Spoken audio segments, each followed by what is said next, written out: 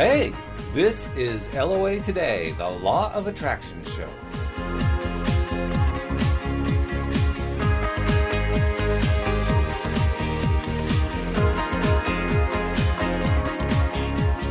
Welcome to LOA Today. Walt Thiessen and Joel Elston here.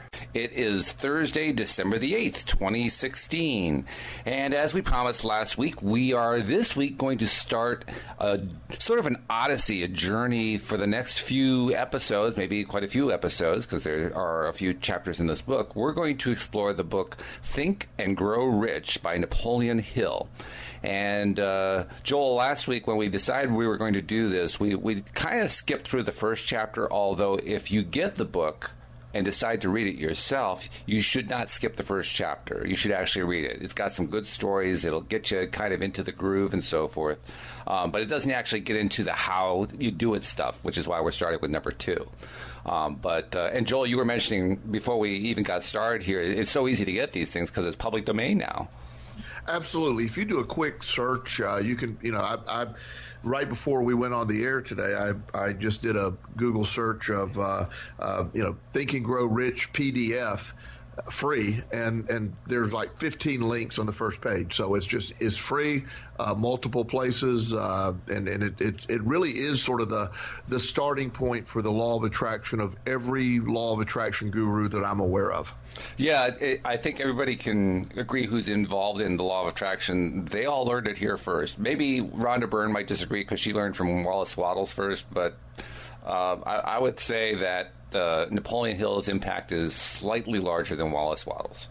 I agree with that, and you'll see as we go through this, and we'll sort of talk about it, and as we do every week, it probably will take a direction of its own. But you'll see the underlying piece. This took place many years ago. This is last century stuff, where early last century stuff, where this discovery was made. The term law of attraction did not even exist at this point, as you mentioned last week. Right. Yeah, it didn't exist, and it hadn't even been considered. What would you call this thing? In fact, I think during the book, Hill, at one or more points, said something to the effect that, I don't know what this thing is. Right. Yeah, he alludes to the. You can see him stumbling around for sort of a name for it, trying to find words. Yeah. Yeah, exactly. Because he discovered something, and I was actually explaining this to a client earlier this week. Imagine when someone when Sir Isaac Newton he didn't discover gravity. He defined gravity. It was already there, but his understanding of gravity. Before that happened, the word gravity did not exist as far as in the way we use it today. So when you discover something, it isn't named until you name it. And law of attraction eventually became it's such a comprehensive explanation of what's happening. But again, it's interesting to see there was no name attached to it back then. Absolutely. So we're going to start off with Chapter 2, which is entitled Desire, the Starting Point of All Achievement, which is the first step toward riches. And this actually, the first few paragraphs are why you want to read Chapter 1, because Chapter 1, he tells a story about a man who made it his obsessive dream to work with Thomas A. Edison. The guy's name was Edwin Barnes, and the story goes that he basically had no money, he had no future, he had no idea what to do, except he knew one thing: he wanted to be an associate of the great Thomas Edison. And he didn't even have a way to get to New Jersey where Edison was. He couldn't afford the train ticket. But wow. He ended up riding, I can't remember what the colorful phrase is to describe it, but basically he stole a ride on a freight train. And that was the only way he could get there. And when he got there, Edison later described it as he saw this tramp standing in front of him, and the tramp was declaring that he was going to become his partner. And Edison kind of scratched his head, but he had seen this kind of thing before, and it was not out of the realm of possibility. So he gave him a menial job. And the guy, Edwin Barnes, did this menial job for about 5 years, didn't really get anywhere with his job about working with Edison, just he was working for him, but doing something that Edison really didn't care much about. And then finally, the day came when Edison's, what we would call it a dictaphone, and I don't remember exactly what they had a special name for it. They originally called it the Edison dictaphone, and they called it something else later on, but it's a dictaphone. And the salespeople who worked for Edison really didn't believe it could be sold. What would you use it for? It just seemed they had never conceived of the idea of having executives dictating into a dictaphone so that the secretary could use it. That concept hadn't come along yet. Well, Barnes said, okay, here's my opportunity. He says, I can sell it. And Edison says, okay, give it a shot. So he goes out and he starts selling very, very successfully to the point where Edison gave him a full contract, basically. You get the entire United States. This is your territory. Go sell it. And Barnes ended up selling millions of dollars of these dictaphones. In fact, there was even a phrase that went along with it. The catchphrase, the motto, if you will, that went along with the product was invented by Edison and installed by Barnes. Now, these days, of course, we have no idea about that because we don't even use dictaphones anymore. We have iPhones with little recording softwares on them. But nevertheless, that was a big thing back in that day. And you mentioned, Joel, that this all kind of started at the turn of the 20th century, which is true. The thing that's really interesting to me is that the book actually didn't get published until the middle of the Great Depression. Yes. And it was significant because you've alluded to this a couple times in the past. There are a lot of people who became millionaires starting from nothing during the Great Depression. And I think that it's very safe to say that Hill was a major reason why. I completely agree. And this concept that you're talking about of that we have discussed many times, the perspective of the Depression, when you were in a depression, it applies in multiple definitions there, but we're talking about a financial depression. That's right. When you're in a financial depression and you're accepting that, that's what you are in. And when you immediately change your perspective, you realize you see the opportunities. And in fact, there are, economics professors that will say during downtimes there are more opportunities to become very wealthy. I mean, when you can go buy or take over property for literally pennies on the dollar, there's opportunity during depression or economic downturns. That I have a friend that to this day, he waits for horrible crashes in the market and then he jumps in. He has a lot of money. And he started doing this when was it 2007, 2008, the banking crisis. Right. Wells Fargo at one point, not Wells Fargo, Wachovia was a bank that basically went out of business during that. Right. And when it slid down, he bought Wachovia shares. He bought 100,000 Wachovia shares for 93 cents a share. The day that it crashed. And I'm sure everybody who heard that he bought it thought he was crazy. Right, but his logic was that Wachovia cannot go out of business. It was a huge bank in the Southeast. It can't, and something's going to happen. Ended up the government brokered a deal with Wells Fargo where they took it over, and I think it was $4.50 a share. So in a matter of 2 weeks, he went from 93 cents a share to $4.50 a share. And he does that. He finds the most opportunity in the downturns in the market. Not a bad return. I mean, he basically turned $100,000 into $500,000. Right, in a few weeks, and step back, and then he does it again when these things go down, and he'll wait patiently for a long time, knowing there's going to be a bubble burst again. And he did it during the internet. He did it during, when one of his big things was when Priceline.com was again trading for pennies a share. He bought 100,000 shares of Priceline.com for pennies.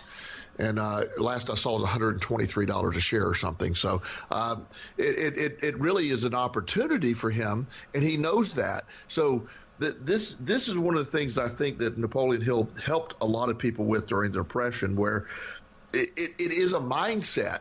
And so when we have good times, in some ways, I know people that think, well, there's less opportunity in good times. But again, it's all about a perspective.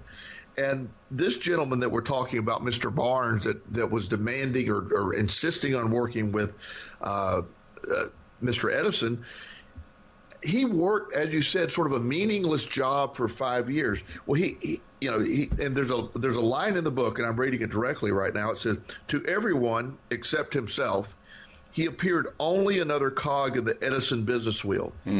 But in his own mind, he was the partner of Edison every minute of the time from the very first day he worked there. Now, his perspective was him and Edison were a team. From Edison or anyone else's perspective, he was the guy just doing random stuff with the company. Ended up being, as you said, his perspective landed him that incredible opportunity, which brought millions of dollars, and going back into the time, probably the equivalent of $1 billion now. And it's just such an amazing story that he had this burning desire. He knew that was the course he wanted to take. He knew that he was going to be successful this way. He believed it. He envisioned it. There was zero doubt. He was willing to give 5 years of his life to what everyone else thought was a meaningless pursuit. And in the end, it turned out to be, what made him a very wealthy man as well.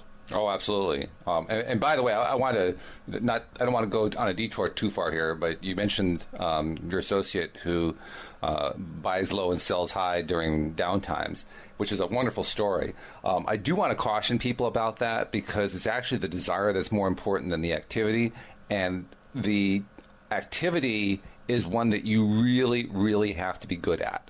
Because the simple fact is most stuff that goes down for a good reason and doesn't come back.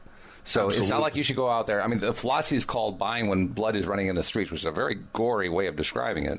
But it does kind of illustrate what's going on. But you don't do that unless you are 100% certain that it's going to turn around. He was 100% certain because he knew that the Federal Reserve was never, ever going to let Wachovia go completely under with all of the assets being destroyed. They weren't going to do that. That was his rationale for it. But if he had done the same thing with, say, I don't know, I'll just make it up, some product, some widget that was, being made and the company had basically crashed, he probably would have been crazy to do the same kind of investment because the widget would not come back. It's not like all of a sudden demand's going to explode out of nowhere. That's a great point. And I'm especially me with my history and having a gambling addiction. I want to be very clear that speculative stuff like that, we're not giving any financial advice here or suggesting anybody. You have to be trained in the market, and you also have to be prepared to not care if it doesn't work. Right. This gentleman was in a position to be there where at the end of the day, he didn't care. He was excited about it. He believed in it, but he wasn't going to miss a meal. When you put everything out there, and I know again from my own experience, when you're investing or gambling even from a perspective of fear, like this is my only shot to do it, that creates the opposite effect, and you will lose all of your money. So exactly. This is more about an attitude, absolutely, or a belief system. But during down times, that bigger picture, there are more opportunities because so many people are on the negative side of the law of attraction and belief that it allows opportunity for those of us that are on the positive side that most people aren't seeing.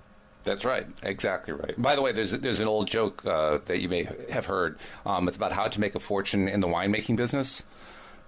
Have you heard that one? I have, and I forget exactly how it goes. Oh, it's very simple. If you ever want to make a small fortune in winemaking, it's very simple. Start with a large fortune. Exactly. I heard a little difference that if you want to make $1 million in the wine business, start with $5 million. Yeah, right.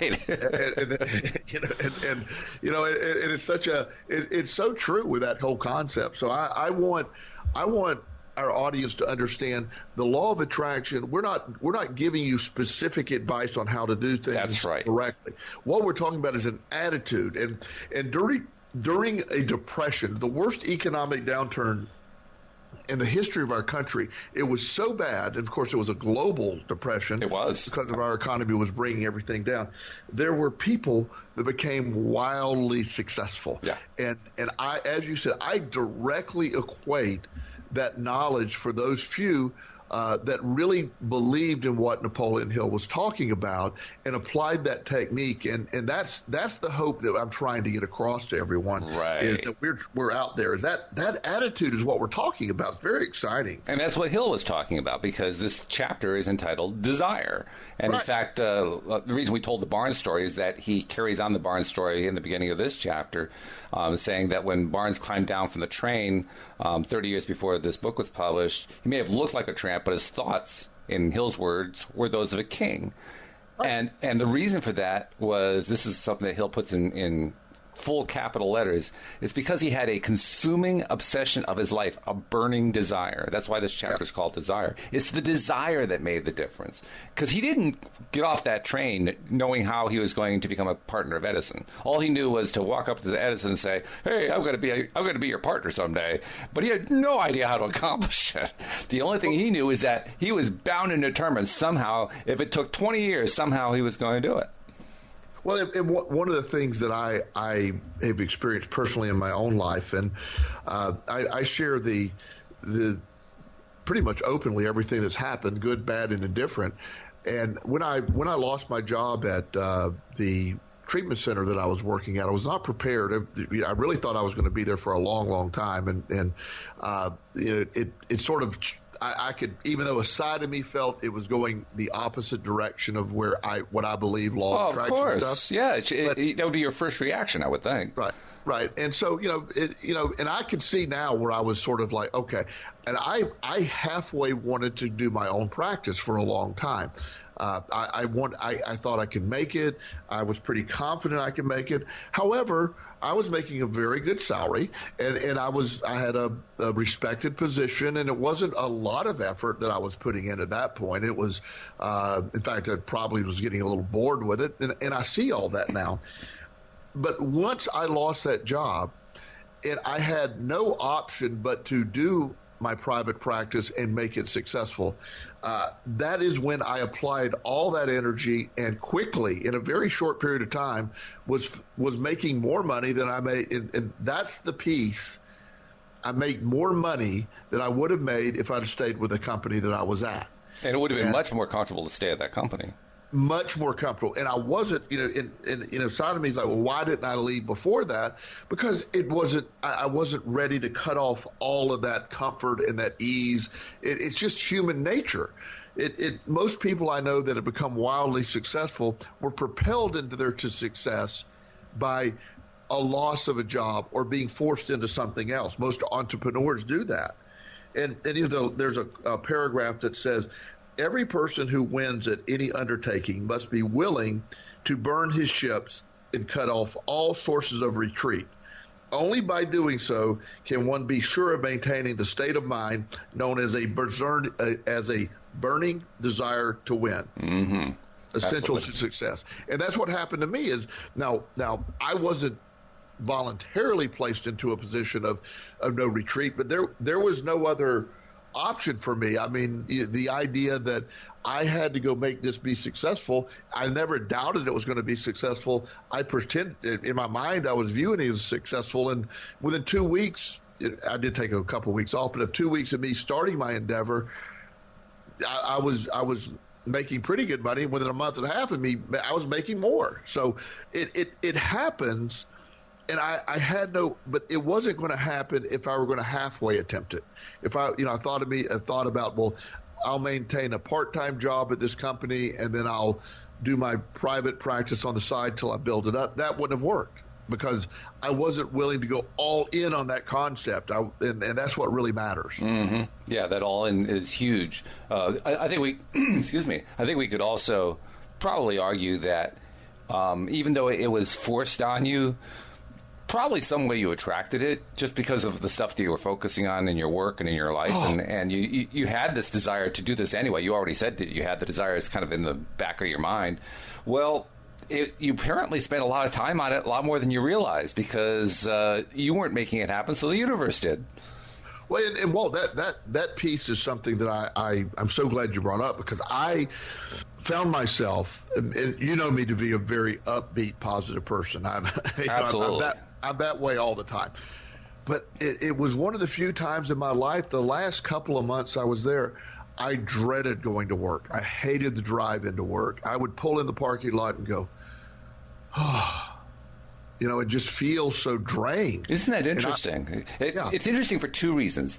First of all, and this is perfectly understandable, when you told the story the first time, you really left that part out. And I know you didn't do it maliciously or anything, but I would be willing to bet that it just didn't even occur to you that was a piece of it until I brought it up. Exactly, and I manifested the change. I brought it about because my perspective had changed. I started viewing the company as different, and again, without bashing anyone, it had become a much more negative environment. In fact, if I had only one negative piece of my life, it was some of the interactions that was taking place at the job. So where I don't have the negative in my personal home life or my friends, I don't do chaotic relationships. I don't do dramatic relationships. I don't allow people in my life that are negative. But yet work had, at that point, it had some very negative thought processes taking place in other people. So I was not liking some of the energy. Now, I'm always very clear. I loved working with my clients. I love the face-to-face interaction. I love the daily. That's the piece that sort of kept me. And I love working with my staff. But it was quickly becoming clear to me that the management side of it, and I was a director, was sort of going a different direction than my vision, and that's where that clash was coming. So I certainly see where I totally brought it about. I didn't realize it at the time. We almost never do. Right. But once I saw it, and we all have that perfect 20/20 vision through a rearview mirror. Oh yeah. Oh yeah. Well, I clearly see that now. But I find it interesting, and I've talked about this before, and I mentioned it in my book that I did not, when I lost the job I knew it happened over the course of a weekend with a few conversations with the owner, and I was pretty confident on that Saturday that I was not going to be showing up for work on Monday. Mm-hmm. However, there was never a moment of fear or doubt. It just felt natural. That was different than other things in my life. What do you think made it different? I don't know. I attribute it. Here's what my hypothesis is. Okay. I had been through so much with whatever I'd been through, things had worked out always for the best. And I was and I will say, again, people roll their eyes when I say this, I was in a very good financial position, so I had no stress in that area.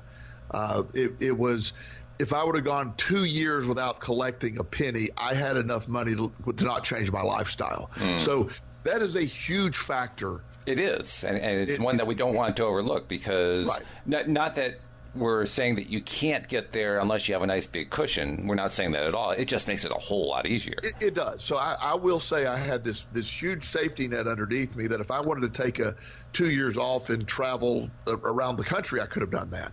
I had no desire to do that, but it was something that at least it gave me that cushion. So let me be clear, I had that cushion. But there was also another side of me that knew I have seen what I define as miracles or certain, the law of attraction totally working on my behalf.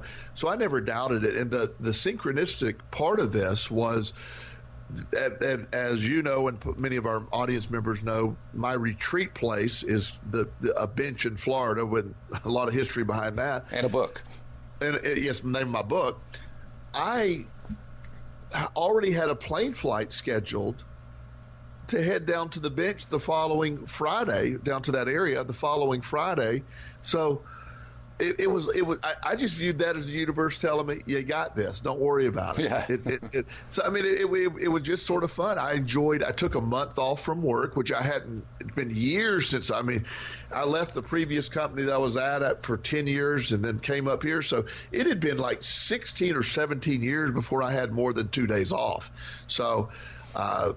And that's my own choosing. It isn't that I wasn't allowed vacation. It's just I'm the kind of person that just goes and goes.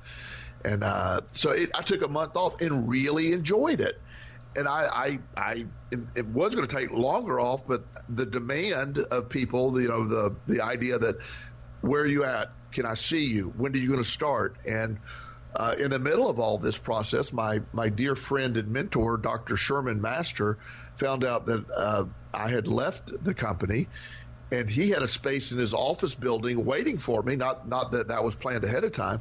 That I immediately was able to rent an office with his group of professionals.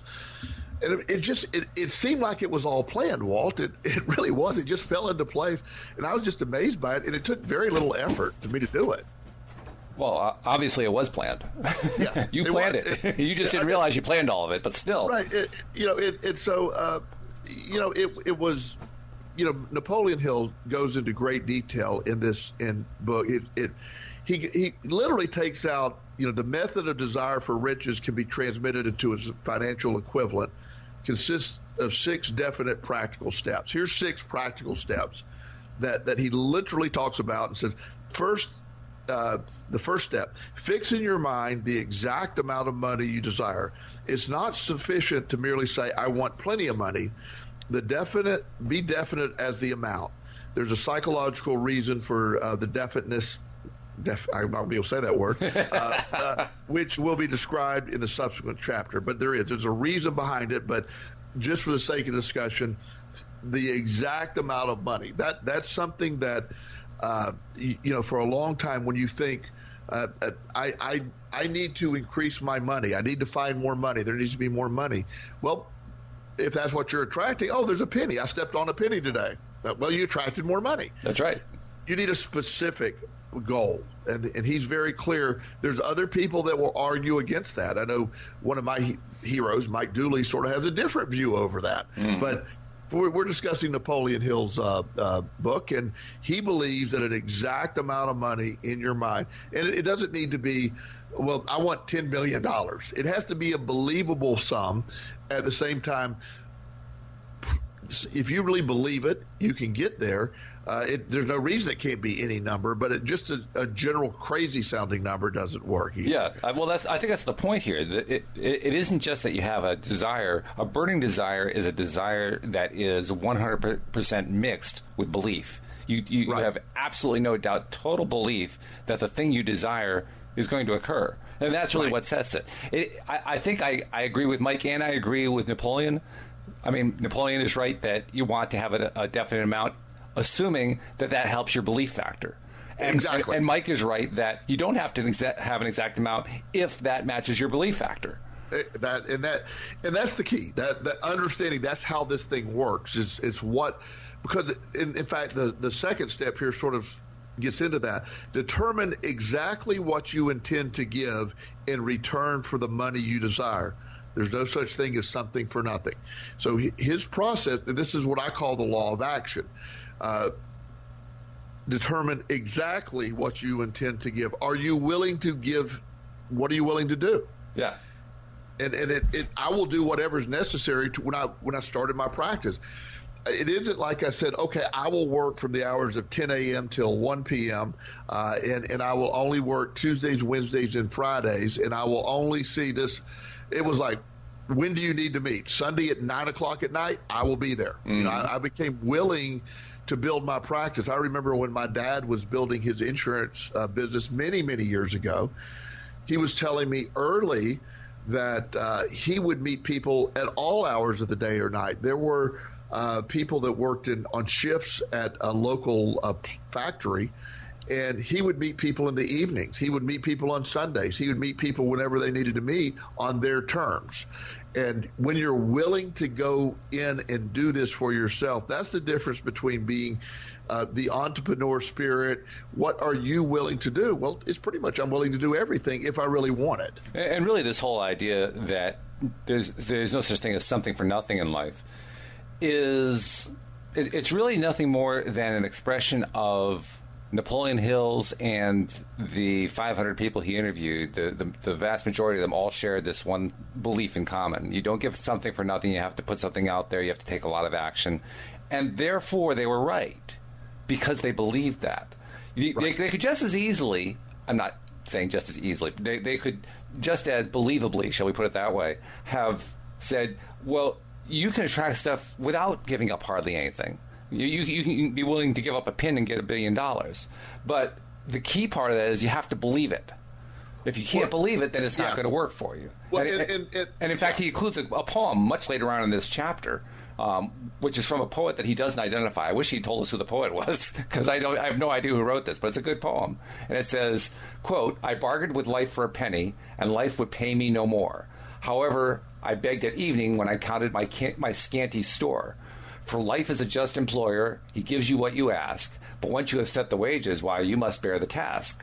I worked for a menial's hire, only to learn dismayed that any wage I had asked of life, life would have willingly paid." Right. Well, exactly. And when he talks about here's the concept. Here's what I spend as much time with my clients on the law of action as I do the law of attraction. And the reason I do is we are conditioned to believe action has to take place. It isn't impossible to attract something for nothing. However, we have a belief system that you can't, so therefore your actions have to match. If you say, I want to be wildly successful, but I'm going to sit in my chair and watch The Price is Right every day and wait for those things to happen, unless you really believe deep down that's going to happen, it has no shot. And most of the time when we're in that place, we're asking for that. It's because we don't have it. We don't have the belief. We don't have the money. We've been dealing with lack for the longest time. So we're basically saying, I'm ready to completely shift my mind around 100% and believe that the exact opposite of what I believed in for the last 10 years is now my true belief system. Well, God bless you if you can do that. I don't know anybody else who can. Well, and that's the thing. I don't know anyone that can do that. Now, as you become wildly successful, your belief system is the money flows, and then it becomes autopilot. But especially getting this started, it's a very important task that your actions have to match what your belief is, because if you don't take that action, it isn't the universe can't provide. It won't. It's not believing what you're saying. Yes. You're not believing what you're thinking. And so that's a very important key. So not to confuse everybody, but the idea of action is what's necessary, and only because it supports the belief system. That's right. So that's what that second step is. The third step, he says, establish a definite date when you intend to possess the money you desire. That concept that it's coming, it's down the corner is great. It's the beginning process, but when are you going to actually have it? When are you going to really believe it? Here's my take on that, and I've talked to other people that have a disagreeing view of this, but my take is it's exactly like the previous step. Right. I have to believe it's doable. If I say I want to attract $1 million tomorrow, and I'm not, and I can't, being an impulsive gambler, I can't play the lottery, so I'm taking away any possibility of that. So it is very unlikely that I can attract $1 million tomorrow, because I don't really believe it can be done. Yeah, I mean, just because we talk about this stuff all the time doesn't mean we are perfect at it, and you would have to be pretty much perfect in order to do that. Yes. So the idea that I can say, well, but I want to be able to save $150,000 this year over the course of the year, and that's going to be what I save, and I'm going to do that with X, Y, and Z. That's a plausible thing for me to believe. Yeah, that becomes much easier to believe. Now, all of a sudden, it sounds like it's in the realm of possibility, and you could actually get there even if you didn't believe in the law of attraction. Right, and that's what I do. I've shared this story on. It's been probably 6 months ago, but I had a young man come to me, and he was moderately successful. He worked for Xfinity and or Comcast or whatever their name is today, and they had one of your favorite companies in the world, I might add. Yes. I'm sorry, I couldn't resist that. Thank you for that negative reminder. But he was making probably about $60,000 a year at the time, and he was sort of the middle of the road guy, the lower end possibly of the people in his position. And so he said, I don't know what I'm doing. I want to make more money. I'm looking to change jobs. I'm looking to – I said, what are you after, more money? He said, I said, well, what's the highest paid person in your position at your company? He said, probably about $130,000 a year. I said, so if you want more money, you are in a job that some people are doing that, so why aren't you doing it? Because I haven't been able to figure it out. I said, well, you don't believe that you can go from 60 to 130 in 1 year. You know, I wouldn't be able to do that. I said, but what if you were to add an extra sale a day? well, let's do some math. And so we figured out what an extra sale a day would be. It would work out taking him from about 60 to about 72. So if you could do that, then what would 2 extra sales be? And so we walked through the whole process. He quickly went from 60 to making an average of about 75 a year. And then once he believed in the 75, this is a process over about 9 months. He then started making enough to make about 100 a year. And once he bought that, now he's one of the highest paid people at that position. Isn't it interesting how it accelerates like that?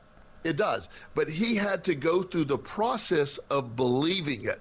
And then he the idea that he wouldn't have been able to jump to that. And all we did was we examined his day, and it turned out the way his job worked, he had about 3 hours in the middle of the day of pretty much downtime. So but he had these territories he could cover. So what if you went and knocked on 10 doors extra a day, using the ratio of people that will agree to it and all this, and we worked it out where he would just make 10 extra calls a day, which isn't that much, but he would do it by himself. He was really the leader of a crew, but he started doing private, his own personal sales to boost it.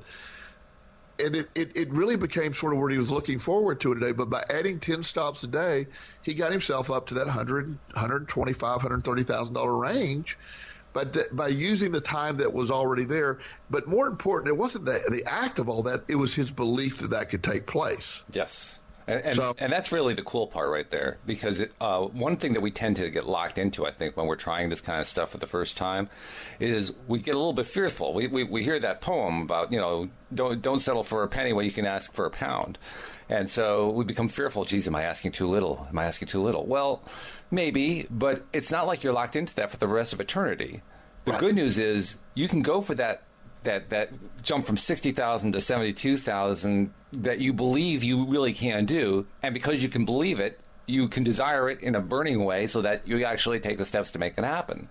Well, once you get to 72, guess what? You get to do it all over again. You can go to the next level, and there's no limit to how many levels you can go to. I mean, really, you mentioned that the highest paid person in that company made $130,000, and it would be very easy to come to the conclusion that was the ceiling, but it actually isn't the ceiling. No. There isn't. In fact, that becomes the next step. That's right.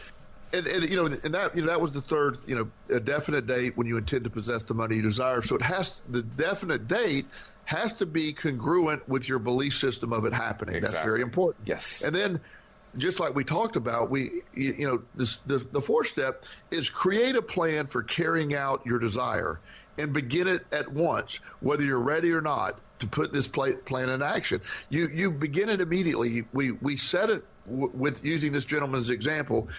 We set time aside where he's going to make 10 extra calls a day, 5 days a week. The next day, he began that process. He did it immediately. The next open window of time, he began it. He didn't like it. It was uncomfortable because he had really he didn't realize it, but all he was doing during that 3 hours is just sort of searching the internet, looking at, silliness on Facebook and wasting time. But he thought it was productive time. But when he examined it, wasn't. So he filled that void and took action. And so he had immediate results. That first day of those 10 extra calls, he had 2 extra sales, which it was reinforcing. So by creating a definite plan and carrying it out instead of mentally defeating yourself over and over. I'm going to do this next Thursday. I'm going to do this 2 weeks from now. How many times do I hear people, especially this time of year, I can't wait to the new year and I'll start exercising. Yeah. Is that really? You're going to wait to the new year, huh? So it's just to create a plan now. Forget what is stopping. Take that action now. Wherever you're stuck right now, that's what I just beg of our audience to grasp. The action to take now. This is immediate. Your attitude flip right now changes everything. Take action now. And this stuff happens pretty quickly. And there's a very, very important phrase from my perspective in this fourth step, which is you take the action whether you are ready or not. Yes. That to me is really important, and I'll tell you why it's important to me, Joel. I mean, the fourth step says create a definite plan for carrying out your desire and do it whether you're ready or not. Historically, my tendency has always been to make a highly detailed plan that covers every possible contingency. Yes. And what this step was trying to tell me is don't get so wrapped up in trying to cover all the contingencies. You don't know what all the contingencies are. You don't know all the things are that can go wrong. Exactly. I've actually been dealing with this lately, very lately, trying to get myself, with some success, to start taking action when I'm not 100% ready, when I don't have a complete plan. I have a plan. I have some, and in many cases, the plan is no more than I have a few steps I can take. I don't even know where the darn thing is going. Well, and one of the things, and I have behavioral strengths and behavioral weaknesses that I've dealt with in my life. One of my strengths that I've always been very proud of, I am very much a let's jump in this thing and let's get going and let's deal with things. When my dad and I were in business together, and it didn't last very long, but when we were in business together, my dad is a super detailed person. When he is worried about, before the doors open, that we have the right paper clips in the right spot. I mean, that's how I have to admit, I've never done that with paper clips, so I'm not quite that much. But he's, and my point is, let's open the doors, and whatever void we have, we'll fill it as we go. Because instead of trying to anticipate everything, you're over preparing, and the direction of what people are looking for here. You're not going to prepare it the right way. You're not leaving the possibility of what's out there. Just see where it goes and start. And I often will use the statement with people. Yes, we're going to begin this journey. I don't know how we'll get there. So instead of all this period of time of thinking about all this stuff, I have a young man. He was a Division I football player, college football player, great young man, and he had some issues at school, and he got kicked out of the program, and he made some great strides in his life, and he wanted to make a return to football. This has been after being off for a while, and the first thing I said, step one, we got to get back in the gym. You got to start eating right. So we started that process. And he wanted to plot and plan, okay, we're going to contact this school on this date and see if they're interested. I said, just do this part first. What we did was we contacted his former high school coach, who really liked this guy. Asked him, just put the feelers out there, see who's out there. We got the word of mouth. Randomly, a college he never even discussed called him and said, we're extremely interested. We can help you in these areas. We have some scholarships available. We have this, that, and the other. He said, I spent all that energy trying to figure it all out. And he said, the place that I wanted to be was never on my radar. Just amazing how that happens. The other thing, too, is if you listen to professional planners, I mean, there are lots of them out there, people who will teach you how to do your business plan or how important it is to do a business plan. I know of one guy who's a business coach, and he basically ranks on people who don't do business plans. But even these people will tell you, you don't put a plan together and then forget about the plan once you put it together. You actually have to change it a month later. Yeah. And then 2 months later, and then 4 months later. You have to keep reviewing it and changing it. And when I first heard that, it was dissonant in my head, because on the one hand, I was supposed to figure all this out ahead of time, but on the other hand, it was all going to change later on. Well, why am I figuring all this out in my head in the beginning? I don't understand. I don't get this. Well, and I have a friend down in Florida that was in the insurance business as well many years ago, and he wanted to open up his own agency. So he had a direction he wanted to go. He really loved working with life, health, and disability insurance. Okay. And that sort of was his thing. So he opened that up, but he also had other access. He's a fully licensed agent. So one day, this guy comes in. He said, he was a long haul trucker. He said, I'm having trouble getting insurance. He said, can you help me? So the guy spent a lot of time researching it, and he said, yeah, he called this company that did it, and he set up a brokerage account with him and sold this guy trucker insurance. Well, the guy started saying, hey, this guy found me a really good company, and he did. He kept pounding the drum of, I'm a life, health, and disability coach, but yet he's selling all this trucker insurance. Mm-hmm. It's not matching. And finally, one day, he realized, wow, this is where I'm being led to. And this is many years ago. I'm sure the industry has changed a lot. But at one point, he was the largest salesperson for long-haul trucking in the Southeast United States. Wow. Huge. And was making a fortune selling long-haul trucking and never sold any. He laughed. He said, I think I've sold like 5 health disability policies, and I've sold like 100,000 long-haul trucking policies. And it's just amazing that he saw it, but everything he planned for was different. So business plans are great, and they're necessary to get banks and other people to buy into your concept. But the key to business plans is they're going to change. And the law of attraction is going to bring you stuff, but it's not always going to be that exact business plan how you have it there. It won't. And that's why you take the action right now. That's why you don't wait to get all the ducks in a row. Exactly. It will, ready or not, put this plan in action. If you hear nothing else of today's show, which I love our show today, if you hear nothing else, whether you're ready or not, put your plan into action. It doesn't need to be a perfect plan. You don't need to listen to everybody telling you why it isn't going to work. You can't quit telling yourself.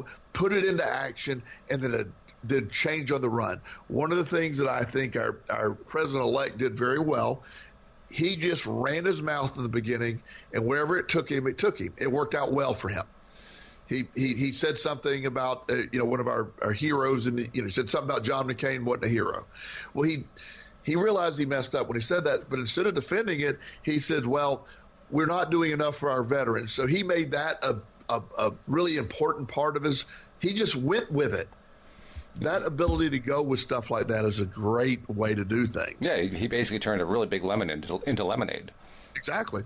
And the fifth step of this is similar to what we had talked about before. We were talking about writing a plan. It says, write out a clear, concise statement of the amount of money you intend to acquire, name the time limit for its acquisition, state what you intend to give in return for the money, and describe clearly the plan through which you intend to accumulate it. Now, that sounds like a business plan to me. It does.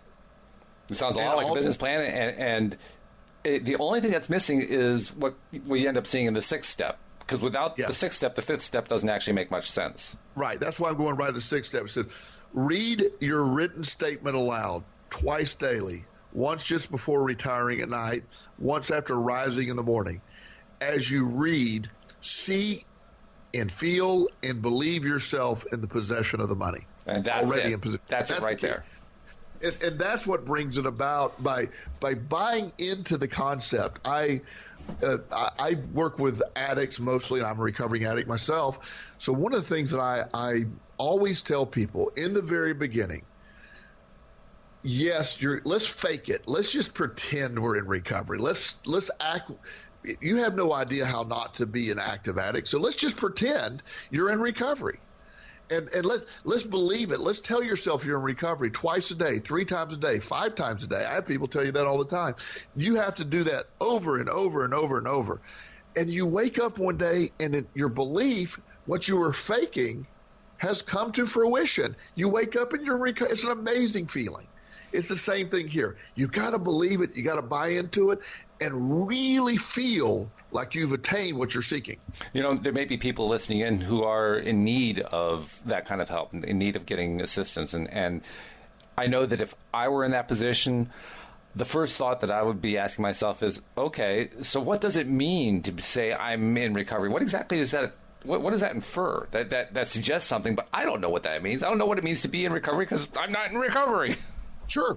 Well, and I think that anybody, there's 2 things I was told, and I could ask the same question. Okay, number 1, stop doing what you're doing to kill yourself, whether it's you're shooting heroin or gambling or drinking, whatever you're doing, stop. That's number 1. Which is big. That's big. And really, it's sort of like, okay, we got that. So if you're going to act like it, let's stop, whether you really want to or not. Let's believe in that. And then behave like a productive citizen. Go out, go to work, do the right thing. If you do those 2 things in the beginning, if you know nothing else, the process of recovery can begin. And you believe in that. And along with that, whether I see people on a weekly basis. Sometimes I see some people 2 or 3 times a week. There's all types of meetings out there, but it's also continuing support to remind yourself or understand what recovery would be like. But it's the same thing in business, or same thing with anything else. In the beginning, you don't know what it feels like to have the money. Pretend in the beginning. Look at it, spend it mentally, but you don't know what it feels like. It's okay. It's a funny thing because for years now, years and years, Joel, I mean, you and I have known each other now for, 4 years, something like that. And even going back before then, I have been learning and reading and studying and learning and reading and studying and hearing over and over and over again the same basic things. And they all amount to the kinds of things we're talking about here. But the most important piece of it is you got to act and believe as if it's true, even when you don't know that it's true. Yes. Which is confusing. Let's be perfectly blunt. That is confusing because it's not part of your natural behavior. So you have to start acting it, and that part is tough at first. Yes. Oh, well, I think that's the hard. We keep every week we find a new quote unquote hardest part. I think that is one of the harder parts of this concept of what you're believing, not what you're actually saying, but what you're believing is what you're putting out there. And I use and this is where it gets really deep for a lot of people, and I lose people at some time. But I want you to look at that, at whether you're negative or positive, that they each have their own wave or vibration, or if you picture some kind of cartoon where the waves, you can see the shock waves coming out. You're putting out waves all the time. You're putting out electricity, whatever you want to call it. You're putting it out there. And if it's a negative, defeated wave you're putting out, that's what you're tuning into. It's almost like a radio station. It's a radio station sending out a wave, and you're tuning into and if it's a positive tune, you're going to tune in the positive. If it's a negative tune, you're going to tune in the negative. And the belief system dictates what you want to do, what you're putting out there. That's what comes about. I often talk about when I get new people into my office, and they're coming in for counseling. I have some people that will come in and they are vibrating on a very high level. That I know that is a weird word for a lot of people, but they're putting out a lot of positive energy. They're really excited. And I look up at the clock, and an hour has gone by instantly. I'm like, wow. They leave, and I'm like, well, I need to go work out. That boosted me up, excited. Then I have some clients that come in, and I'm like, oh. And after about 5 minutes of hearing them whine, I'm like, oh my gosh, that's been 5 minutes. It feels like 2 hours. My perspective is I'm that's where I want to say to them, you want some cheese with that wine? Exactly. So I try to raise that. That's what we do. But one of the things that you and I made a conscious effort about on the show probably 2 or 3 months ago, is the halfway point, at least in the show, everything needs to be, if it's not an entirely positive all the way up, we need to end on a positive. We need to be That's right. people with hope, have them instill hope. That's what I believe in.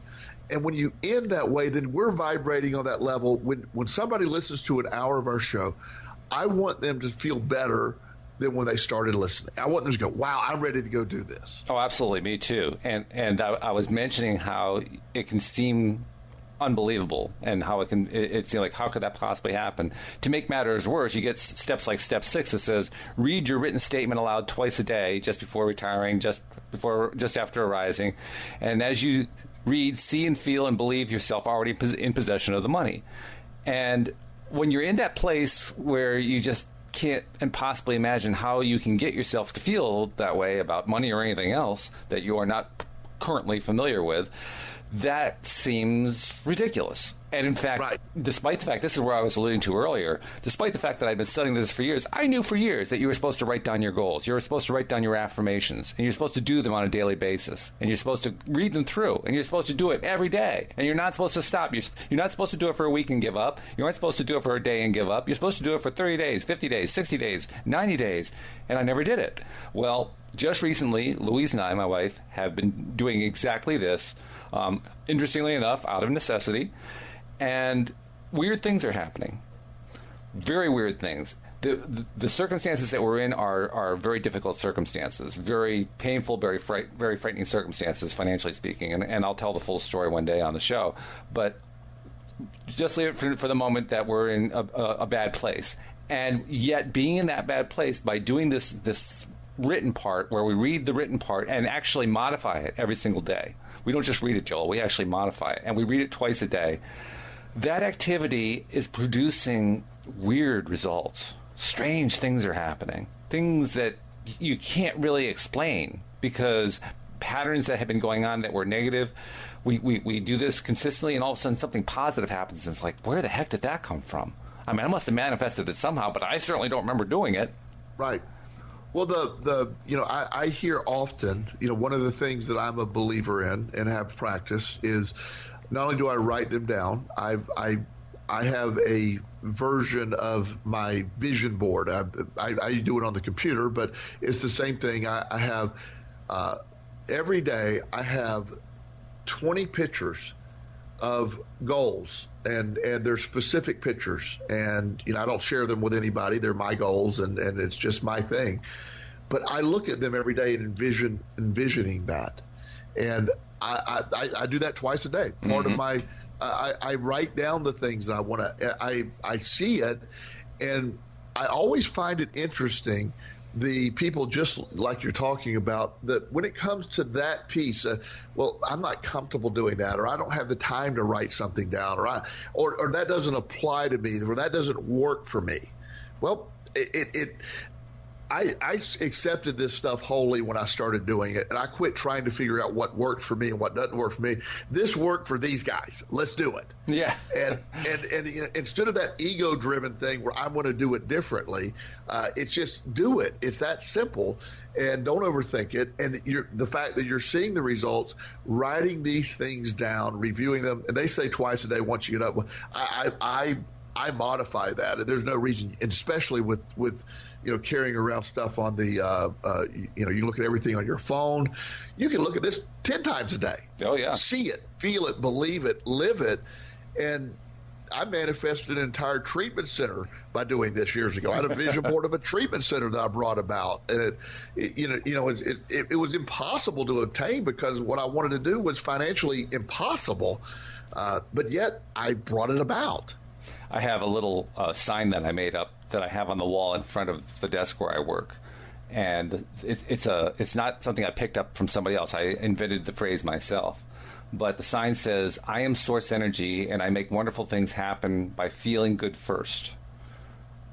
And I see that every once in a while, and very often I'll look at it and I'll say, "Yeah, right," and other times I'll look at it and I'll say, "Wow, that really was true today." I know exactly how that worked out. And some days I'll kind of look at it quizzically. But one thing that definitely happens is by looking at it over and over and over again, it has become a major part of my psyche. It's gotten to the point now where I think about life this way. Even when I'm not attracting exactly the way I want to, this brings me back to, it's how I remember the various teachings. This is why you're not attracting that. You're obsessed with the lack of it, and so that's what's that you're attracting more lack, and it happens because your source energy and that's how the good things happen, assuming that you're feeling good first. Oh yeah, right. So that means I got to feel good first. I forgot I have to feel good first. Okay, that's what I got to do now. So when you talk about you do the written stuff and read the written stuff because that's what everybody else does. Actually, that thought process never worked for me. What worked for me was, and this is just me, seeing that statement so often about being source energy and about feeling good first, I realized, you know what? I don't know if this written thing works. I don't know if it actually does anything, but I do know that I am source energy, and I make wonderful things happen by feeling good first. So, I don't know, let's try the written thing. Maybe it'll work. Right. Maybe it'll actually do something. Because I am the source energy. I'm the one who's doing it. So maybe that's how you do it. I don't know. And part of the thing that resistance piece is, we've talked about resistance before, and I know we're getting near the end of the show here, but the resistance piece, it lies in, what are you willing to do? So whatever you're finding yourself reluctant to do or dismissing as something that doesn't work for you, have you really tried it? Have you really implemented it? And that's a big question to ask.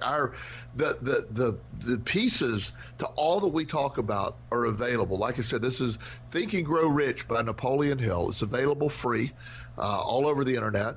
And, obviously each week we have, we're halfway through the second chapter. We have plenty to do. Oh, there's a lot to do. Yeah. Yes. Yeah, it's going to be fun. And I'm looking forward already to do next week's show, because we'll pick up where we are right now. We'll get into chapter 3, and we want you to be a part of the journey. So please join us. By the way, don't forget, you can hear us on PRN, of course, where we're broadcasting this.